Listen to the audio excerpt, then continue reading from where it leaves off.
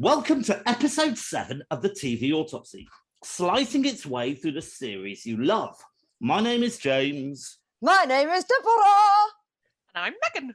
Well, hello, and hello to you both at the same time. How are you? Oh, hello. Oh, Good. it's been a long time, hasn't it? Had a summer hiatus. Yeah, we had a few things going on, all of us. But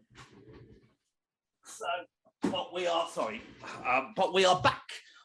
Back with a vengeance, ready to shake the world of television to its foundations. Sort of. Kind of. Its core. Right, so we still haven't had any correspondence. I don't know why. Obviously, we're doing everything perfectly right, I think.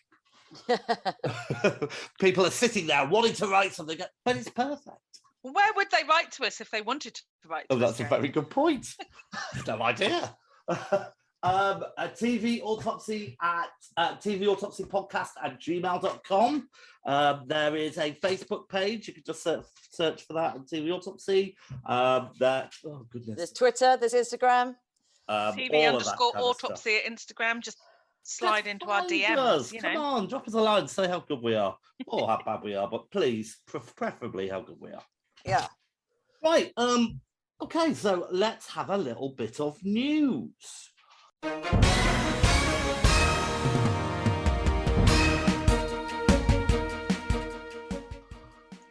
All right, I'll kick us off with some news.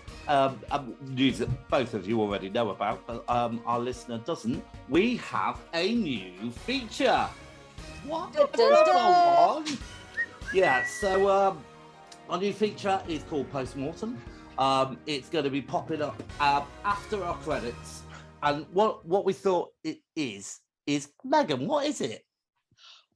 I thought, you know what, I like chatting. I love reminiscing about telly. And so I thought at the end we could just have a little bit of a, not necessarily particularly prepared. We're just going to chat about things that we can remember watching and that we enjoyed. And it's not completely random though. It's going to go in partnership with our main with the theme. Absolutely be shoehorning in some connection with the prime. Lovely. But we're putting that at the end of the credits. So because I know people's time is precious, and but hopefully you'll stick around and listen to that. We don't know if it's going to be any good yet because we haven't recorded it. Yay! Anyone else got any news? I'm a bit low on news. I'm normally on top of it. I've got more. It's kind of slightly dated now, but I think we should probably mention the passing of the X Factor. The passing? There is no more. There will be no more. Yeah. Well, it's big kind loss. of. I mean, that's kind of just leaving a out. gaping hole in my life. No, me neither. And it really did. They really did flog that dead horse. However, there was a time when it was very, very good television. It was Saturday night. Yeah. And more often than not, I would be switching on to watch that over Strictly. Well, yeah. I very often would sit in your house on Saturday evenings and enjoy that. Rachel at the Deji. Rachel Adedeji. Yeah. So end of an era, really. Simon just earned enough money he didn't need to do anymore. Well, I think they had something like 100 viewers at the end of it. It was, but there you go. My friend was the executive producer of the X Factor. Well, she did a really bad job of it. It was a he. Marked it away. No, I'm sure. What, in its height or in its... The whole thing, all the time. Well done him. I bet he's very rich. Good. Yes, he has got some very nice pictures that he posts on Facebook when he's on holiday. Well, ask him if he'd like us, the X Factor, to sponsor our podcast. After we've just spoken so highly of it. Yeah, maybe not. Okay, and then new series of Lock and Keys on its way. I don't know if you guys watched the first. Oh, is it? Is it really? Excellent. Yes, When is it? When is it available? Well, I don't have all the details. I've just seen the trailer, so it's not long. Oh, that's great. I quite enjoyed that. It's quite it's like a good kids I enjoyed it. series. Well, I enjoyed it, but I can't really remember what happened now, except there were lots of locks and lots of keys. That's right. And they all have special powers as There was a well. well. Do you know who's written by? Rachel Adedeji. Well, unfortunately, his name escapes me. Oh, Joe something. However, I Joe can't tell Wiley. you. I can't tell you. It was Stephen King's son. Oh, yes, it was. Well done. It's not Joe Black, but it's Joe. Joe Vlogs. Joe something. Anyway, and I thought I'd mention. Oh no, I'm not going to mention that because I will talk about that in a minute. That's all my news, really. Alrighty. Right, so let's move straight on to Cutting Edge.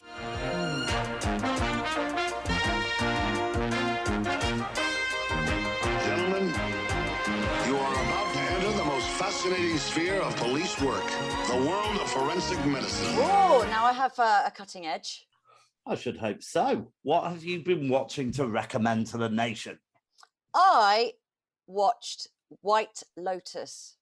Mm-hmm. Have you heard of White Lotus? I have started watching White Lotus. So I watched it in one go. There are 6 episodes. It's a comedy drama filmed in Hawaii. It concerns the lives of staff and guests that go and visit this tropical resort called the White Lotus. It's in Hawaii, and actually they've renewed it to be an anthology series. So what's going to happen is, because these 6 episodes concern the staff and employees and travellers of this particular Is it series. like Duty Free? Oh yeah, but better. And then you've got but they're going to continue it, but at a different White Lotus resort with a different set of staff and a different set of travellers. So that's going to be continued. But yeah, it's really funny. Jennifer Coolidge is in it, who's absolutely brilliant. Jake Lacey, who's a father of these teens, you would recognise him. Murray Bartlett. It's very funny. There's one episode where it's so shockingly funny that you dare to rewind it just to have another look, but I didn't. So you watched it on VHS, did you? Yeah. So where can you watch that? So that was on. What was that on? Can't remember. Well, It's Netflix or Now, one or the other. Oh, well, it'll be Netflix then. Good stuff. All right. How about you, Megan? I am currently watching just a brilliant TV series. I haven't finished it. I must be about 5 or 6 episodes in. It's just landed on Netflix. Squid Games. Oh, yes, I've seen this. The trailer. So the whole good. thing, baby. See the whole thing. It's a Korean. Is it like Battle Royale sort of thing? It's I can't remember how I likened it. It's kind of The Long Walk meets Hunger Games meets The Truman Show meets it's. Well, what were you going to say, James? Deborah was right to kind of, because Battle Royale was the first one, really. That kind I don't know. I haven't seen Battle Royale. Yeah, which is where a load of school kids went to go to an island, and they have to kill each other. Oh, it's like, and that's Survival. like the 3%, which is a fab Brazilian program, similar. Anyway, go on. Tell us. Oh, it's really, really good. So this unknown entity draws together hundreds of very desperate individuals who and sets them to playing, and it's very stylized viewing, and they're all wearing exactly the same clothes, and the people monitoring what's going on it looks like a video game. It's got that kind of concept to it, and it's just shockingly brutal. So they end up playing kids games, but if you lose, murderous consequences, die. And so it's just brilliant. And I've just watched an episode which is just probably the first really poignant one, where some of the characters that you're really invested in maybe not making it through to the next episode, and it's just brilliant. It's South Korean. I wasn't sure to begin with. I thought it was a little bit slow. Wasn't quite sure where it's going, but actually, all the bits that happen outside the game are very good, and it doesn't do all that kind of flashback, flash forward stuff. You see the kind of families of these people, all that kind of stuff. It's well worth it. But yeah, it is pretty gruesome. And how many episodes are there? It's about 6 or 7. Seven, I Okay, think. so quite a good one to do in a night then. If you've got like 5 hours or so to spare. Oh, okay. No. What else are we doing with our time these days? Yeah. But no, lockdown's finished, we can go out again now. Right. My selection this month is season 3 of Ghosts. I love it so much. I love it so much. Sitcom on BBC One, set kind of stately home, for want of a better word, which has a load of ghosts from lots of different eras, kind of made by, am I right in saying, the Horrible Histories team? Correct. And stars a few people. When I watched the first season, and famously on another podcast I won't mention, I basically dissed it and said it was just Heidi High with ghosts in it. How could you have? Critical. And then I kind of watched another episode, and suddenly I thought it was brilliant. I saw it all for what it was. It is really clever. Yeah, it's genius. Who's your favourite character? Oh, I've got a couple, but I like the Kimbo. Robin. That's Robin. And then Bossy Boots. Oh, you're Bossy Boots. And I like the woman who talks like that, the maid from. Oh, I got his burnt. Yes. Yeah. And then how about you two? I love Pat, but I just love him, the little scout leader. Oh, with the arrow through him. Yeah. And Kitty, she grew on me. Oh, I love Kitty. Oh, I'll be your best friend. Will you be my best friend? I think my favourite moment from this series was when Kitty sat down to enjoy Grease. Oh, yes. And popped out halfway through, and the Tory guy turned over the TV to Nightmare on Elm Street, and she came back terrified. I don't like it anymore. Like, he's trying to get the girl. I know, I don't like it. He goes into your dream. I haven't seen all of it. I've seen the first couple of episodes. There you go. Wonderful. All right, let's move on to the darker side of life with Flatliner.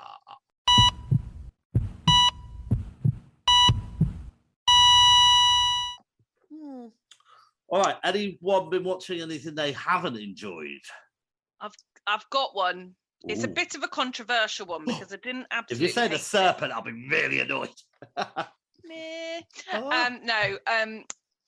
So, was anybody watching Vigil? No, we weren't. I've seen that it's on. Sunday night, it finished, finale last night. Sunday night, it made by the Line of Duty lot. It's on a submarine, right? Yeah, it was set in a submarine. Martin Compton, who plays Steve Arnott in Line of Duty, was a surprise guest star because he pitched up and everyone was very excited, but he got done in on the very first episode. How did he pitch up on a submarine? Say again? How did he pitch up on a submarine? Are you underwater? He pitched up in the program, but he was very swiftly dispatced. Was he Scottish or was he? He was playing a Glaswegian. Aye. So his own voice. And then Saran Jones was the police detective who got sent on board the submarine to investigate. And so it had all of the suitable drama and suspense and all that sort of stuff, but she was actually really annoying, which is very, very unusual. Oh, Saran Jones was? I found her really annoying. Is the woman from Behind Her Eyes in it? Who's that? Oh, I'm just thinking there's a little woman that lives in her head. The main lady that was in Behind Her Eyes, is she not in it? I don't recall seeing her in it. Okay. The other main character, so the sort of like the detective who stayed on land was was in Game of Thrones, played Ygritte in... Oh, Rose Leslie. Thank you. All the facts here first. Yeah. Rose Leslie. Kit Harington. Told you I hadn't Kit written Harington's anything down. husband, wife. Oh, the person who did something. This is standard. Me discussing TV, by the way. I'm not. All normally... right. So why did it not? So the reason it didn't is that Saran Jones's character really, I found her just really annoying, and she did away with all police protocol and just started accusing people left, right, and centre whilst on a submarine when they couldn't go anywhere. So she just like threw accusations left, right, and centre without properly investigating it, and it just the level of disbelief that was required suspending, that they would allow all of this activity to go on and not recall the submarine to base for a proper investigation.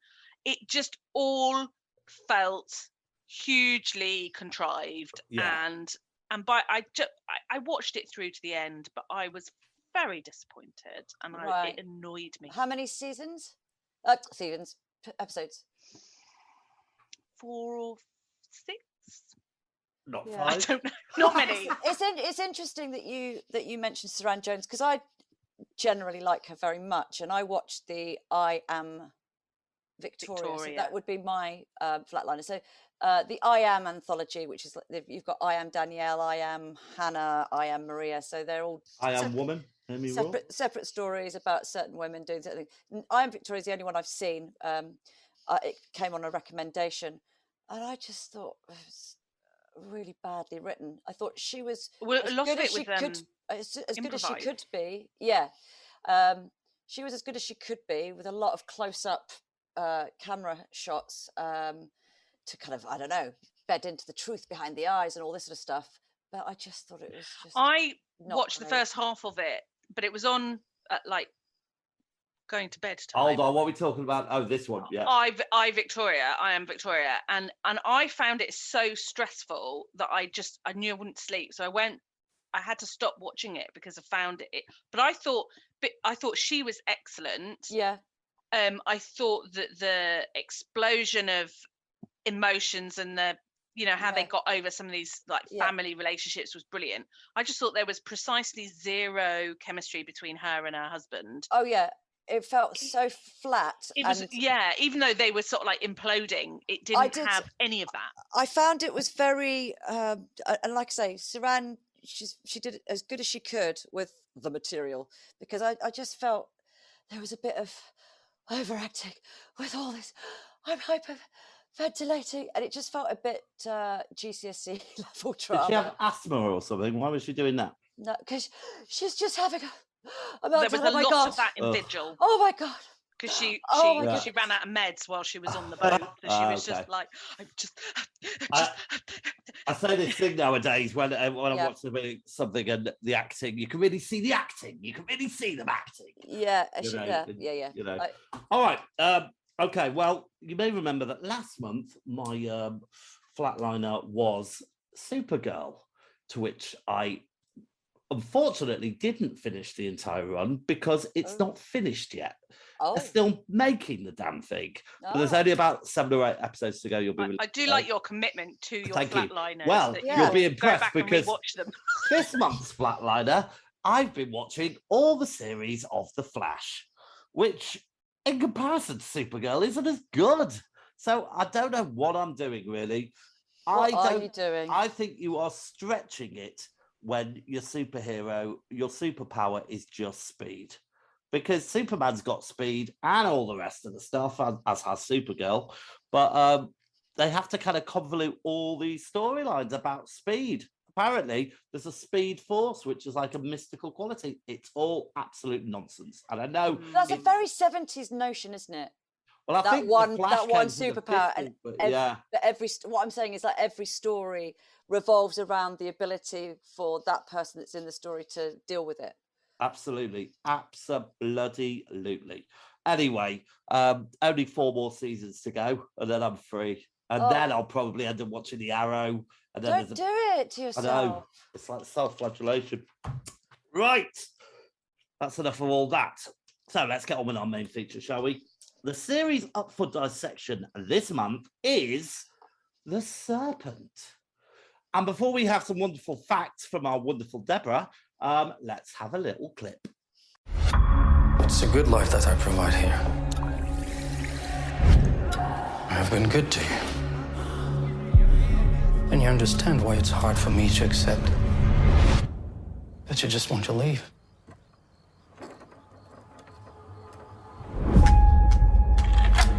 Our home is always open to friends. Who's your guest, Ajay? Oh, you're the gem dealer. He is the gem dealer. My husband, Alan. Authorities began their case to extradite him. We have a network of couriers throughout Asia and Western Europe. Which is how we are able to offer such attractive prices. To France. To France. To France. What's wrong with us? To France. So there are 8 episodes. This was commissioned by the BBC, and Netflix shared that kind of distribution with them.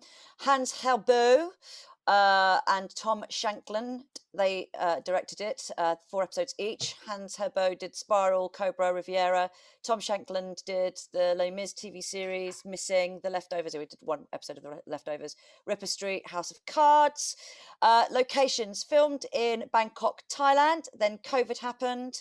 They had a 5-month pause, and then they filmed the rest of it in Hertfordshire. So there was no filming on location in India or in France, where some of the action takes place. Tahar Rahim is the lead character, Charles Sobrage, or Alain.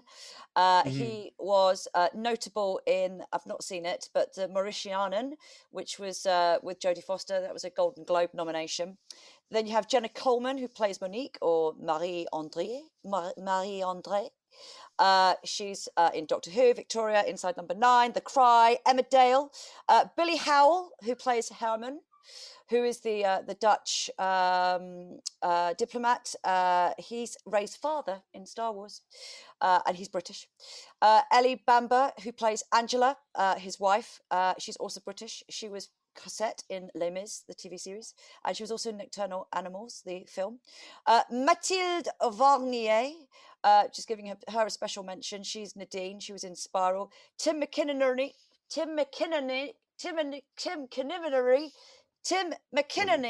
Mess that up. Well, I've always said it like that. He plays Paul. He's everyone knows him as Blackadder's darling, Notting Hill, so on. Then there's Anesh. I can't pronounce his surname, I don't think, because I didn't write it properly down, but I think it's Adiwira, who plays AJ. He's in Doctor Who, by the way. Is he? Yes, he plays Mr. Halpert in the 2008 Planet of the Odds. Planet of the Ood, I think you'll find. Oh, fine. It's my writing. That's the guy who you just mentioned for Blackadder, who's in Planet of the Ood. He's also in it as well, yes. Oh. Tim McKinnon. Fabian Frankel, another special mention. He's from the UK, but he plays Dominique. He's now filming House of the Dragon. And another special mention to the mother, because I thought she was great, Kathy Min Jung, who plays Charles Sobrage's mother. All right. So, Megan, in a nutshell, what's it all about? So, it is based on a very true story from the 70s, where a confidence trickster sounds a little bit too flippant, but where a deeply sinister psychopath befriends various and controls various people and travels internationally as a gem seller, but basically leaves a lot of Western tourists dead in his wake. Yeah. All right. So this was my choice. This came out in January of this year, and obviously we just got through a very kind of odd Christmas, and obviously we're in the midst of lockdown, all that kind of stuff, and January's a bit of a weird time anyway, but my friend Sarah told me about this, and I stuck it on, and I was just riveted from the start. It, as a TV series, it felt so refreshing, but also, and it was gripping with the story. I like the fact it was a true story, and I hadn't heard of this guy before or anything that he'd done. But what I also really liked was the fact that it was a bit like going on holiday, because it was really nice to feel like you were in Thailand and all that kind of stuff. Now, I know not all of it was filmed in Thailand, but it fooled me enough. And the exotic locations were just brilliant. And I thought that they did the style really well. So I just thought it was a really clever, well-made drama. And for the first time in a long time, it did the thing which I hate, but did it properly, which is this kind of time jump thing that everybody's obsessed with these days. Now, you two may disagree, but usually when they do a time jump, they're revealing something from the past about the character, which informs, the drama going forwards. But for this, the two storylines were kind of running parallel. And it was kind of very exciting because you knew what was happening with the murder. And on the other side, you had the diplomat trying to save the day. I absolutely loved it. And I can tell by I was going to say ugly faces, but I wouldn't dare, your faces that you didn't. So go on, Deborah, you go first. Okay, so I was reticent about watching it because I was just expecting yet another glamorized serial killer and brainwashed bimbo. Graphic blood and gore and gratuitous detail and all that sort of stuff. But yes, I was drawn in because it was this tale. It was a bit more subtle. It's about this kind of supposedly intoxicating, charming, alluring character. And it sets a premise from the very start. So it's letting us know what he said and what he's supposed to have been done, what he's supposed to have been accused of. What you mean with that chilling interview at the start? At the start, so we know the scene set up at the beginning. So it's just a matter of, okay, we don't know. Maybe we'll never know why he did it because he's some kind of sociopath. Psychologically, we'll never know. So it's about the how he did it. So that was. That was interesting. So let's see where this is going and how he charms people into his lair, if you like, to then completely coerce and control and get them to do his bidding. But with and yes, it looked beautiful. The sets are beautiful. I lived in Thailand, so I was very interested in watching that. Jenna Coleman looked great. Costumes, great, fantastic. But I did feel that there was so much of that time interconnecting that the shifting of time periods took a long while to get used to. I bet it felt very muddled, and it seemed it was the only kind of vehicle they could use to tell the story, to keep it interesting, to force that suspense, like, the cat and mouse feel. But I felt at times it was confused, it was baffling, it affected the tone and the momentum. And it always felt that it was a little bit out of reach or distance. They would build this momentum, they would build a tension, and you'd get into it, and then suddenly we're cut back into another time, and I just felt that it was that distance. Maybe it was the intention, but that atmospheric, that build, and then it's intercut, and I just felt it diminished the volume of the story somewhat. Okie dokie. Megan.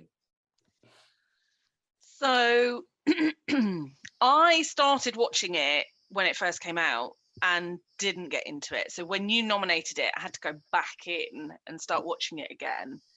And the scores that I will give it will almost be like... Don't spoil it. No, but on many individual levels, I thought it was excellent. I thought everybody portrayed the characters excellently. I thought that like you were saying, seeing all the scenes and the locations was brilliant.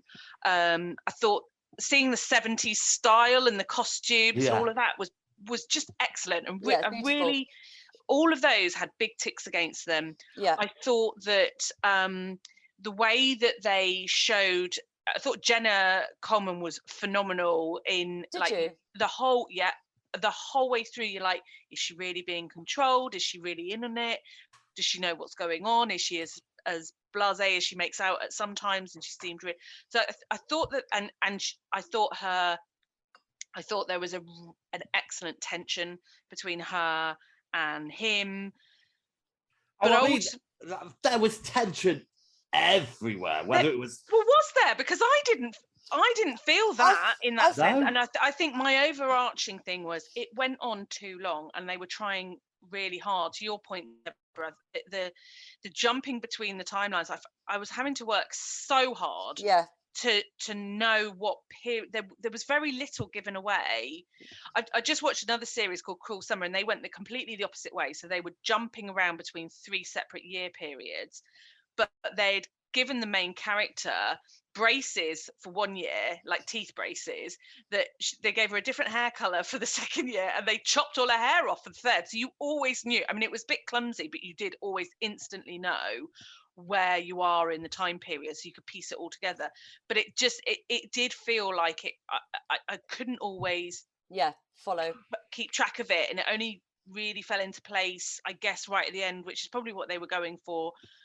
But had I not been reviewing it here, I would have given up on it again. And I have to say that, the coming to the, I think there was tension throughout. I mean, I think episode 3 was amazing with Dominique's. Well, we'll hold on. We'll come to that. But it kind of limped towards the end. That last half hour, it jumps a number of decades, the aging makeup, which wasn't so great, and the way that it sort of limped to the end, and it just felt like it lost a lot of steam. You know, when we reviewed It's a Sin, we said, God, we could have had 8 episodes, or we could have had more. I feel the opposite. I think this could have done 5 episodes and wrapped it up. I suppose I agree slightly. I wasn't. I thought when we found out about his first wife and all that kind of stuff, not so fascinated. However, it did go to flesh out his character, and I think we did learn about why he did this. You know, he had a deep-hated root of Western society and all this kind of stuff. But I mean, for me, I didn't have a problem with the time jumps because there were completely different characters in each. It wasn't like these characters popped up all over the place. Really, RJ, who I thought was phenomenal, very sinister, but not just like a kind of pantomime villain. He was, you know, he had menace. And the way that Monique hated him and all those kind of things, and the tension of that poor couple, the chef and his wife, Nadine and Remy. I mean, just brilliant. I mean, I would give her top. She was fantastic. Nadine, I thought, I was on edge of my seat. Probably the best. You know, you are fighting for her and just hoping that she is going to be safe and that she's going to survive this. So, yeah, I agree. The tension there, that kept me gripped. Yeah. It's like, please. And for me as well, I think, and they kind of do this right at the end. Obviously, all the dialogues are imagined. However, we know that the facts are the facts because of what the guy did collecting all the evidence. But at the end of these things, usually there's 1 or 2 paragraphs, maybe a few lines about what really happened. And if you're lucky, you get a couple of pictures or something like this. This must have given about 3 or 4 minutes to all the people who were involved. Yes, and I think it became a tribute. Sorry, I'll straight up in a minute, but it became a tribute to all those people that died. And it was just, these were young people going out for their dreams. Oh, that was excellently done. That was really well done. I felt a lot of sadness for the backpackers. The fact that they were given characters we got to know, even briefly, a glimpse of the person, their lives, their background, their personalities, and then so cruelly taken. And I think the one in particular was Stephanie. She was, you know, we knew in an earlier episode she was going to die. And we see her saying goodbye to her mother and her daughter in France to go and search for her boyfriend who's gone missing, the Turk. And that was a particularly poignant, sad, you know, and I think, they've done well to, but again, I think, I don't know if it's a good or a bad thing when you are forced to start Googling stuff about it during, you know, as you're watching, you know, because I found myself going, okay, well, what? But didn't you do that with the Terror? At the end. No, at the end. Oh no! Oh, I do it during. So it's not a bad sign for me where I'm googling stuff. I'm just like, how much of this is real? It depends when you want to fill in the gaps. But this guy is in Kathmandu, serving a life sentence, he's not got the death penalty over him there. That's how it ends, you know, and we know that she's gone off and died in Canada. I think one criticism I do have of it is it was very sympathetic to Monique, and I don't think that's how it really panned out. I think she was pretty complicit, you know.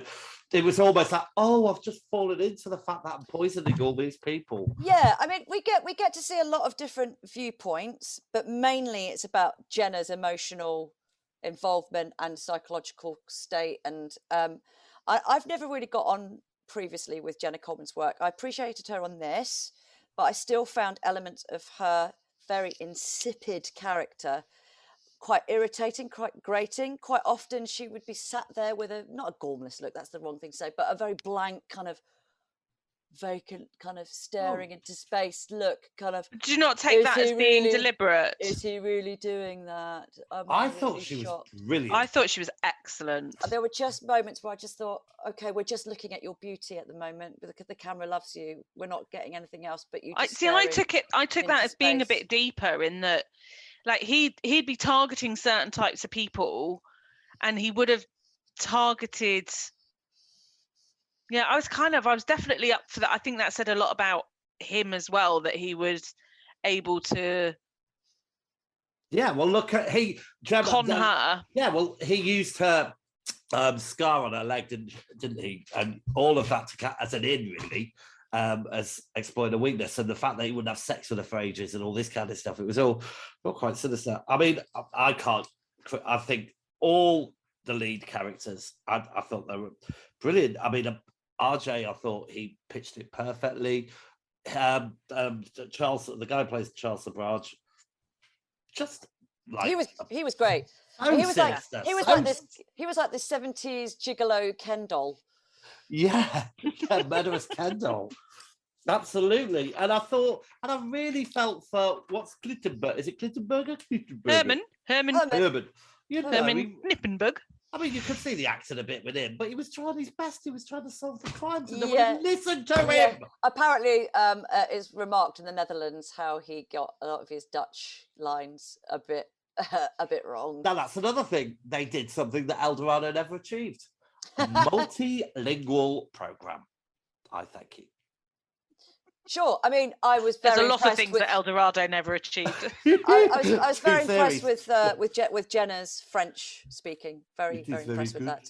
Yes, absolutely. It was very good, Hélène. Can we give a little bit of time to the drama, the tragedy, the nail-biting episode that was Dominique's story? Well, I thought there were two nail-biting episodes, but the Dominique one was the first proper nail-biter.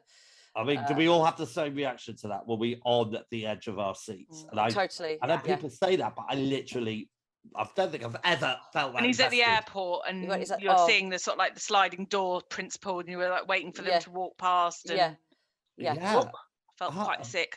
It was just so much of that from the moment they were starting to do the passports to everything. It was like, with the woman that was getting arrested in the front of in the line at the front, and just you're putting too much. Yeah, they're going to look this way. If they come out now, they're going to look this way. They're going to see me. And to me, what that did achieve was the psychology of somebody who has felt so trapped in a relationship, and you're out in the open air, you're with millions of other people, there's police around, there's the army around, you're away from this person. But so what could he possibly do? Well, he thought that he had in the public, but that's the paranoid. But he saw him with the policeman and stuff like that, and he knew he'd been fed those lies, and he was so weak and ill. My goodness. And I was really pleased again at the end when they said that he carried on traveling and stuff, and goodness me. But wow. Yeah. and I think, because you sort of think, what's the point of this? Why did they do it? Why did they put it together? You know, it's a story, that was well documented or whatever, back in the 70s, or maybe it wasn't, maybe it was underreported. But I think it's good for the youth of this generation that actually you're learning about the fact that this sort of thing probably could, I mean, yes, back backpackers do still get murdered, but not to the same extent, not with today's social media trails. But also Their people, absence would be reported a lot CCTV, sooner. passport, electronic, yeah. digital, all of that. It would and never murder's kind of be like that. usually not the intention. I don't, that they want to get the money, they want to steal from these people. I mean, but also the cigars. alarm would be raised a lot sooner because of the digital connections that you have with everybody. Somebody at home is going to know that you haven't contacted them for 48 hours or whatever and start twitching about it. And whereas this would be like weeks and months where people have just disappeared. People that probably didn't matter to their families so much, or they're just on that South. I mean, how long do you leave it while you haven't had a letter from somebody? Yeah. Well, I haven't had a letter from either of you ever. Well, you should be worried because I write to everybody all the time. It's not you. I want to talk briefly about the music and the titles. I thought, so often we don't get music and titles these days. We just get whether the episode title comes up or something. It actually told the story of what was going on. And I like the way that they put like old-fashioned footage into where we were and like seeped us into or they would, or it'd be pretend like, up to date and pretend and that was quite effective. Like postcards, zooming in on a postcard and then flashing to the scene, wasn't it? And I think you pointed this out. Everything. Go on. It was just a quick question, really. I was never 100% sure why Herman's diplomatic career was at risk. Why the ambassador pushed back so much on answer this question. His investigation. Yeah, go on. Well, I don't know. Technically, I'm assuming it was because if you're an ambassador and in part of the diplomatic community, you're not supposed to create waves within the country that you're living in, and you're taking liberties to challenge the fact that the police aren't doing the jobs that they should be, and you're not supposed to be the incident. And by him poking around and throwing his weight around, he was compromising the wider Dutch office. That was my interpretation. It's absolutely right. Well done. All right. So just before, I think we can probably, unless anyone else has got anything they want to say, we'll move on to the big five. Let me see. Let me just check my notes. Just a quick one on Angela, the wife of Herman. Apparently in real life, she was very unhappy. Her role was downplayed, which I think is very interesting because I thought she seemed to be quite instrumental across the series in cracking the case. But so for her to have said quite openly, criticising, you didn't put me in there enough about how I cracked this case. She must have been really, on it and helped crack the case. Yeah, and she mostly just drove the car though. Yeah, and I suppose from a dramatic point of view, you needed the guy you already had the two ambassadors or whatever they were called trying to do it, and she was involved quite a lot as well. But you had the wife of the other couple who went into the apartment and took the photos. She became the character that represented the effect it was all having on him, on Berger. Losing his marriage and him, giving his life over to this, really. Yeah, I mean, she's become like so successful. She's become this. They divorced, and she became the UN High Representative for Disarmament Affairs. I mean, she's a big deal. Yeah. Oh, absolutely. Yeah. So isn't she happy with that? When you see that at the end? Yeah. All right. Anything else? What else? Charles Manson, kind of similar kind of thing, finding that hippie dream loophole. Yes, except at least this one kind of sticks with the facts of the case and doesn't try and read the amount of films that have rewritten the end of the Charles Manson story is weird. It's like a thing these days. I can think of 4 films that changed the end where Sharon Tate survives. So is that fair on Tarantino? I know it's really, Really? odd. Wow. I only know obviously the Quentin Tarantino one, but Yeah, no, the 3 other films. And one is done before Quentin's. Yeah. I've done a lot more crassly. I mean, I quite like what they do in Tarantino's. Oh yeah, Once Upon a Time in Hollywood. It's a celebration, I great. think, of her. Yeah, Whereas the other ones, it's just a little bit. Hold on a minute, this didn't happen. Have some respect for it. Anyway, we're getting carried away. All right, performance of the series. Megan, why don't you kick us off? I think I have to stick with Jenna. I think I really, Yeah, Deborah? I would say either Nadine or Tahar Rahim, Charles Sobrage, Alain. So Nadine being the... You're going for Nadine, are you? Nadine or... You're not allowed to. Why? Because it's performance, not performances. Which one do you want to let through? Whichever. Oh, well, that's just not playing the game. Well, I've got 2, actually. Oh! Right. Fine. Well, my two are Dominique and RJ, but I think I'm going to go for RJ because AJ. I think it was pronounced RJ. Yeah, but without the R. It says RJ. It was RJ. Not it was RJ. Very soft. I think if you go back and listen, Deborah, this is how he talked. RJ. Great. Right. Set piece of the series. The Dominique escape for me. Oh, for goodness sake. Yeah, Dominique. Yeah. Yeah. Effect of the series. Well, the Thailand backdrop, the look of it, the glamorous glasses, the Ken doll, Jenna looking amazing, and inspired me to go and buy some 70s glasses. Yes, she wasn't all bad then. No, she was very beautiful. How about you, Megan? I'm not sure if they're really. No, well, I've kind of gone with costume and location, really. Yeah, the costumes for me, it was totally. Yeah. I just loved it. It was. Although really, I do want to point out, no one looked that cool in the 70s. No, not even the black and white photos of them. They didn't look as good as that. You look at pictures of. I don't care. That was my suspension of disbelief. But Thailand looked amazing, and because I lived there, I was very interested in looking at which bits of it they were filming, because they filmed a lot of it in Hua Hin, which is where Laurie and I holidayed for a few times as well when we were in Thailand. So there was lots of holiday when you were on holiday. Yeah, well, I wasn't on holiday. I was teaching. Yeah. Right. Any other suspensions of disbelief? Are you talking about the stupid factor? Yeah. Because there was a lot of smoking in it, wasn't there? Incessant smoking, literally one after the other. I love that. When she visits Charles in prison and she's ill, and his contempt for her, why is there so much toxic male?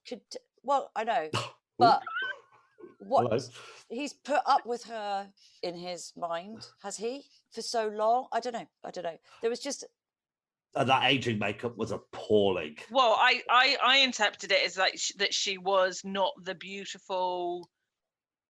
That she became a pain in the ass to him. Barbie, she was decreased. You know what? If you're stuck in like a Bangkok or an Indian prison, wherever it was, I'm not sure your looks are going to hold out either. No, I don't blame her for it, but he was such a narcissist. Yeah. A narc. Yeah. My suspension of disbelief was the crocheted bikini. Oh. And resuscitation factor. Was Nadine wearing it, or did I just like? Was it Nadine? Was it when she was going up and down in the pool? That was awful. Oh, Paul was up in the yeah, and like, in a good way. It was very tense. Yeah, it was very and when he hit her, I know, horrible, and in front of people, and also on the street as well. They were just so used to seeing drunk Westerners, I suppose. Or just the tomfoolery. I don't know. Nobody said or did anything. Yeah.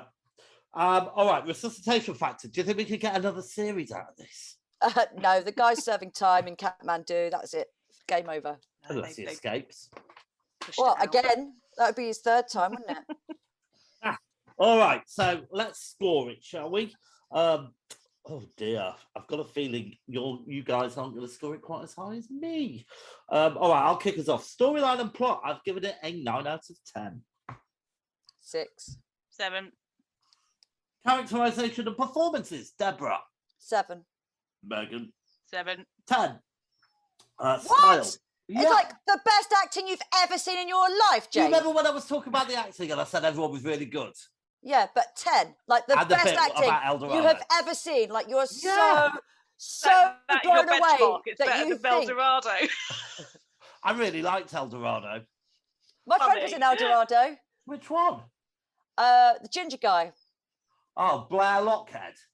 maybe, but he's Incredibly jaunty- tall. jaunty a reason. rotund nose. I hope he's got his nasal passages sorted out. Why? What was wrong with his nasal passages? It was very nasal. It was very nasal. Yeah, he is a little bit nasal. He's lovely. He Great lives in actor. Australia now. Yeah, Great actor. he's a friend of mine. Brother of Nessa Lockhead. I didn't watch El Dorado, I'm afraid. Okay, there was a terrible moment when he pushed someone in the pool, and they couldn't. He knew that they couldn't swim. I'll edit this out. Right, characterization of hello. That's not him. That's Jaunty Reason. Who's that? That's my friend. Hold on a minute. Sorry, Megan. Who- Bear with us. He's in El Dorado. Hold on a minute. I think you've got yourself confused. Let me find out what his character's name was in El Dorado. I know. There was only one ginger person in it. Hmm. That's Blair Lockhead. He Hold it up. We can't see. no. Well, it is definitely. No, but that's not what he played. El, And that was his sister Nessa. Oh, Uh, yes. Yeah. he One of the first wheelchair he users was to Mickey. appear on the He set. was Mickey the drug dealer. Oh well, that wasn't. He wasn't part of the regular cast, was he? He was in 4 episodes. Scathing. 4 episodes. It ran for about. Well, it ran for a year. 12. So no, 5 times 50, 250 episodes. Anyway, There you we go. digress. There we go. Right. So, what are you giving it for characterization and performances? Oh, 7. yeah. 7. We've said that. We've done it. We've given done that it. one. Sorry. Yep. Style. Deborah. 9. 8. 10. Like it's the best looking thing you've ever seen. We I just mean, talked for about 20 minutes about how good it looked. you're unbelievable. Oh, I really enjoy. Look, I It looked better than El Dorado. Well, I liked El Dorado very much. All right. The set on El Originality. Dorado was made without any plumbing, so they couldn't even reutilize it afterwards. Also, they stupidly made the whole town out of stone. And so when they started filming, they didn't. It echoed all over the place. So they couldn't record. Should have used anything. polystyrene like the. Like the actors, don't you say it. Right, originality, Megan. 6. Oh, 10. it's a tricky one to score originality, given that it's a real story, but 5 because of the way. Real stories can be told originally, can't they? An Yeah. absorption factor, 9 from me. See, I can be picky. 3. What? 7. I Bloody nearly hell. gave up on it twice, Jane. Well, I did give up on it once, and I nearly gave up on it. a Oh, second how time. depressing. Right. Luckily, I didn't give up on it. 48 from me. Yeah, but you don't give up on the Flash. 34 from me. Oh, sorry. 31. Oh, we've doubled it, haven't we? 68. Yeah, 62. Oh, wait, hold on. Are we doubling it? Oh, gosh. Yeah. It's been so long. All right. So I have to use a calculator. Okay. So double up your scores, please. It gets 96 from me. 68. What, you're saying it's better than It's a Sin? I can't be responsible for the scoring. Yes. It was a nice can. location. It James, gets 62 Deborah. from me. That's an average of 75.3 recurring. Oh, my Oh, word. wow, you're quick. 75.3. 75.3 You know, I recurring. liked it, but God, it wasn't better than Mare. Exactly. It Well, wasn't better than Mare, and it Well, it definitely isn't better wasn't than math. There Well, you And it go. Well, it's wasn't 0.5%. better It comes in a 0.5% less than Mare. Mare was 76%. no 77%. So I got 76 here written on my notes. Well, you haven't got the official notes, have you, Ryan? Right, it comes in at place number 4, just below Mayor of Easttown, and above Friends Reunion. I think that's fair enough. I mean, I think it comes in at the same as The Terror, doesn't it? 75.5, you said. 75.3 recurring. Yeah, 75.3. The Terror was 76.7. Oh. Good. The Terror was better. I disagree. All right, so before we wrap up the show, Deborah. Yes. It's your turn to pick. Yes. Do you have some clues for us? Yes. Clue number 1. This is the 14th collaboration between 2 of the stars. One of the stars also wrote and created the series. Ooh. Clue number 2. The third star, so there are 3 stars. The third star is an American pop singer and actress starting her TV career on Barney Kids TV.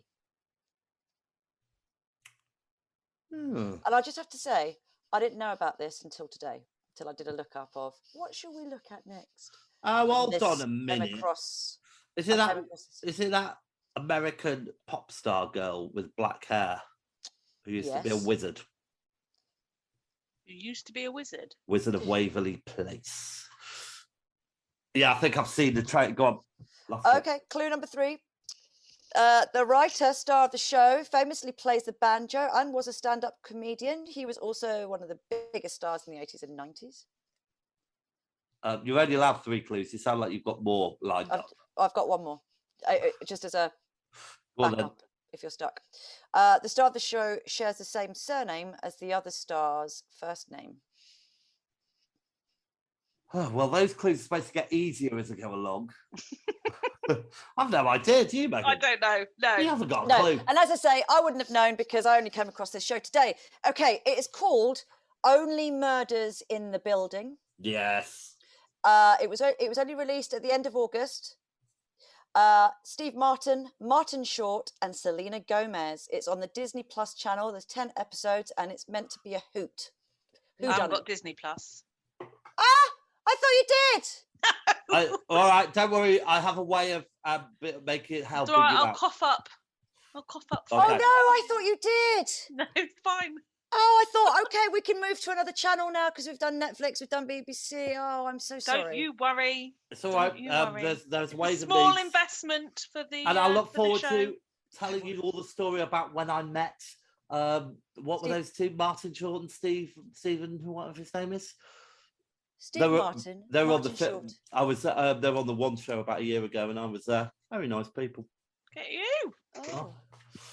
Right. Okay. So that's it. Wait. What? Oh, Post Mortem. I know, but as I said at the start, and I was about to say again before I was rudely interrupted, that if you stick around after the credits, after the music, you'll be able to hear our post-mortem. Well, I think it was worth reminding the audience. I was about to! Oh, okay.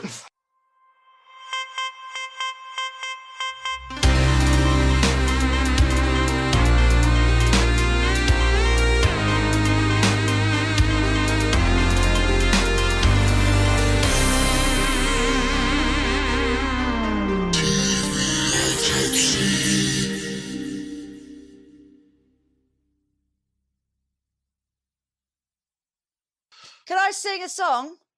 Is it to do with the 70s cop shows? Yeah. Go on.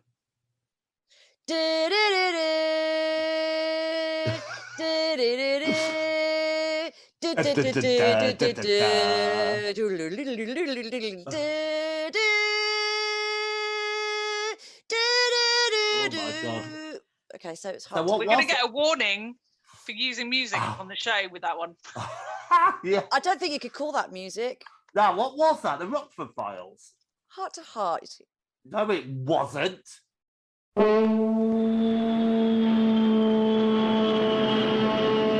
This is my boss, Jonathan Hart, a self-made millionaire. He's quite a guy. This is Mrs. H, She's gorgeous. She's one lady who knows how to take care of herself.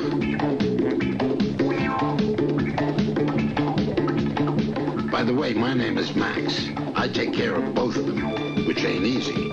Because when they met, it was murder.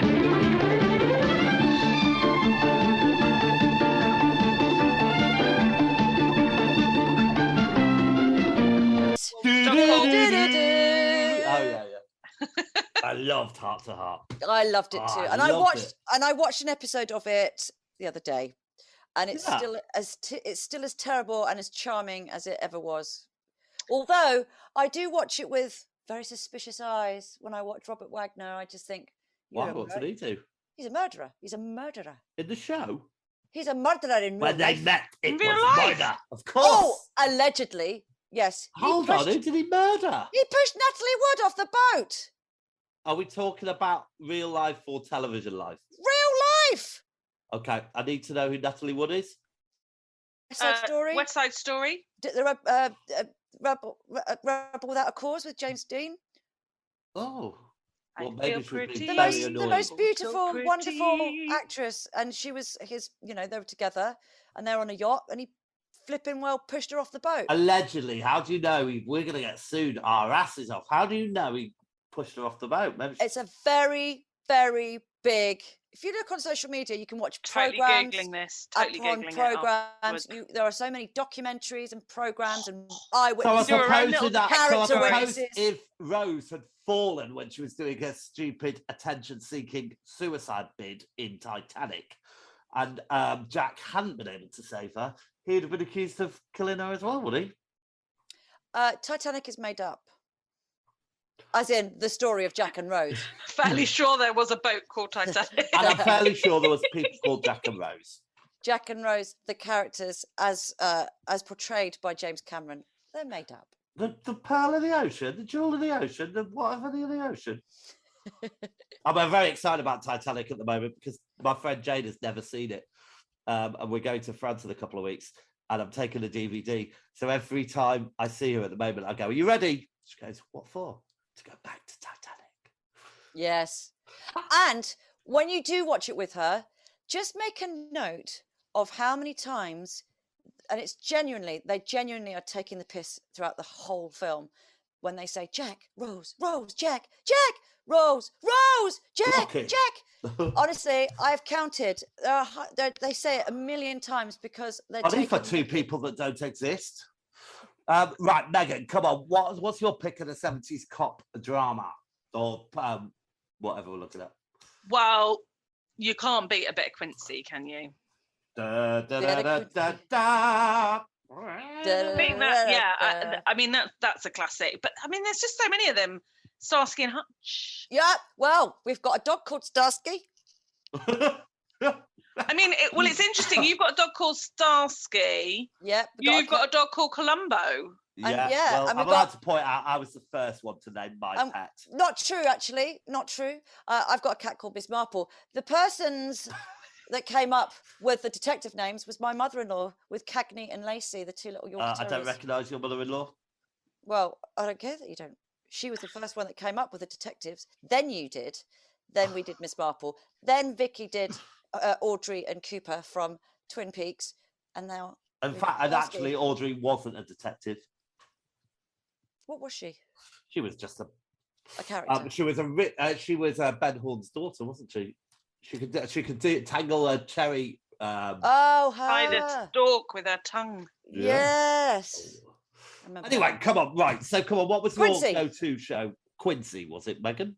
Quincy, I've never seen but Quincy. as an alternative crime drama, does anybody recognise?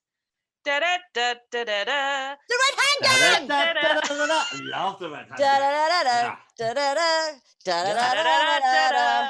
Yeah. La la la. Yeah, the Brilliant, Red Hand Gang. Brilliant. Had all the makings. loved it. Yeah, It was really, like really, Saturday- really good. Saturday morning or Sunday morning, wasn't Yeah, it? Saturday morning. I think it was BBC. Yeah. Yeah, And then definitely. I think they BBC. only made one or two series. There aren't that many episodes, but it accommodates a disproportionate. I order remember. of my Groundbreaking memory. at the I time, remember really. one specific scene that resonated so well with me. And I thought, yeah, they're so clever. And obviously on reflection, it's really not clever at all. But they were being chased by these bad men and they were in this house. I suppose it was a bit like Home Alone, but not. And they thought, oh, yeah, we're going to trick them. And they swapped the hot tap and the cold tap over. And then the men come running in. It's like, oh, I need to use a tap. Oh, it's cold. Brilliant. And they got red hands in there as well because they'd have burned their hands. Brilliant. Well, obviously, we've got to talk about Columbo. I think that's the father of all detective shows. Not necessarily the father, but it's very, very good. Yeah. That's a big statement. Well, father. Well, for that 70s, because I don't think we Is that have not that Kojak? anymore.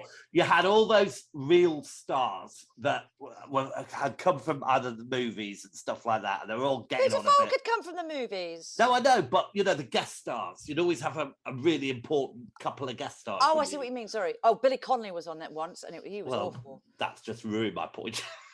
He's much better. And also, Mrs. Columbo Brown. didn't turn up for like half an hour. Yeah, that's true.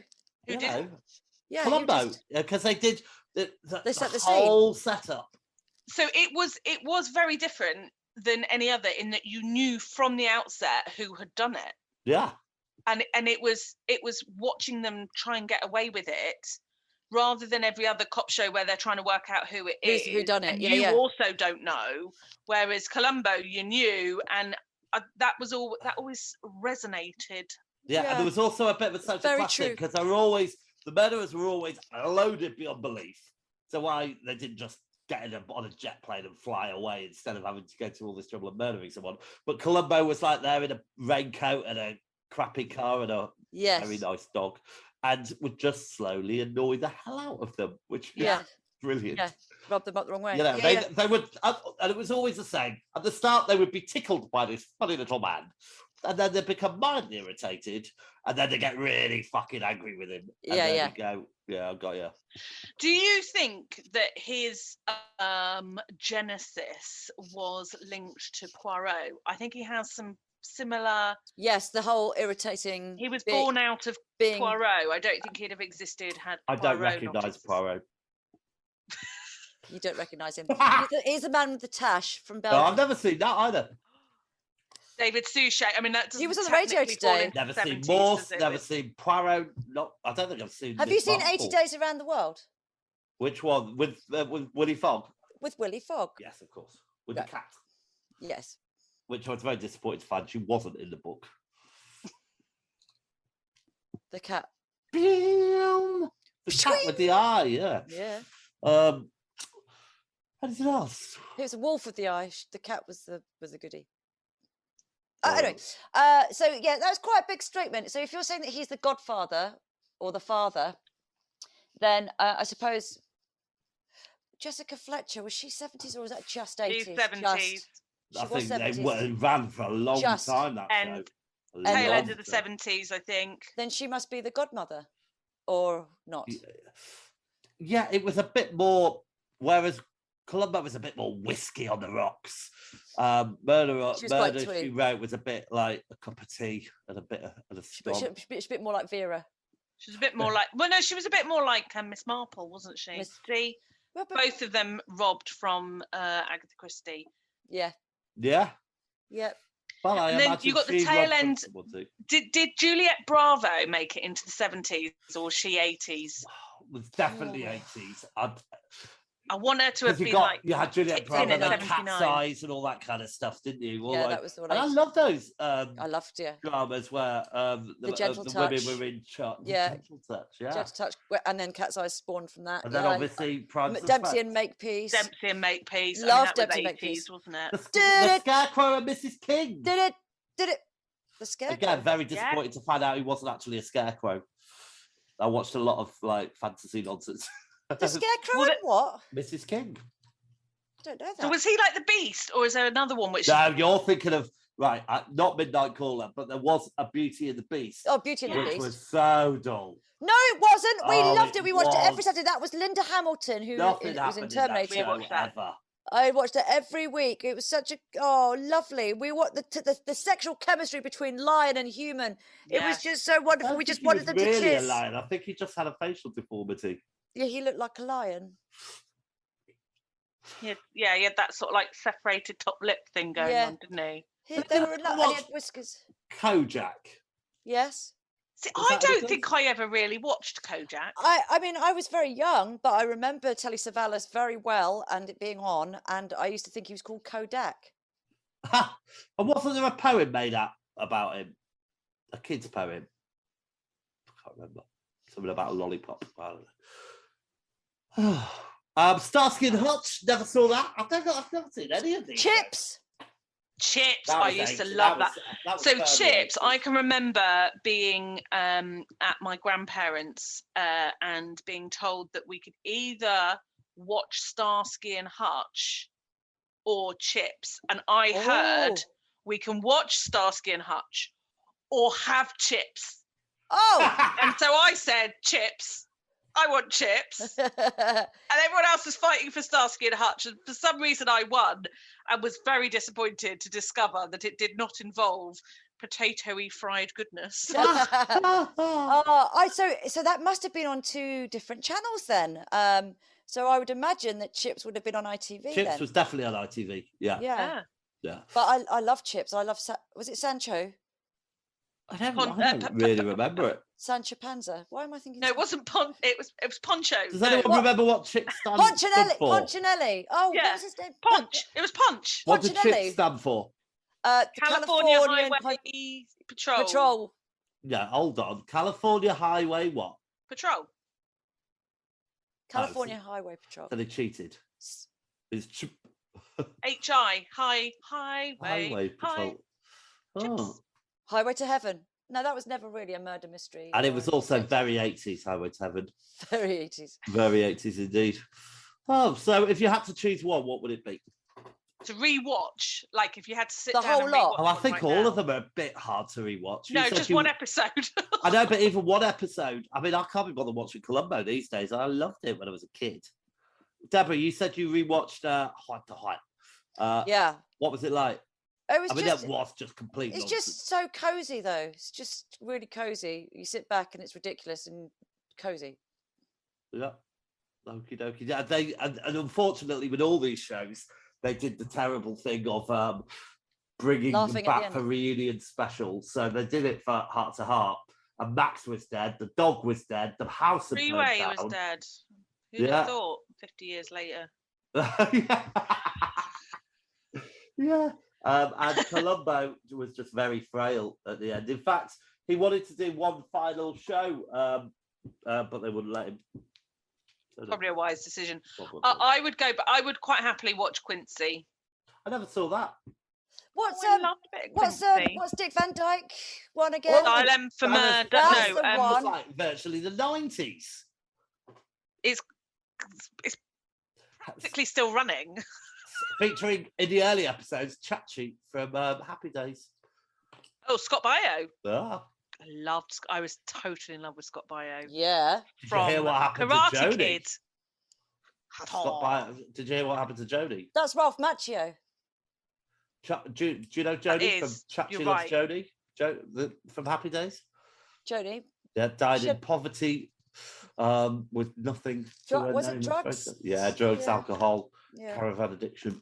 Caravan? Yeah, she ended up in a caravan.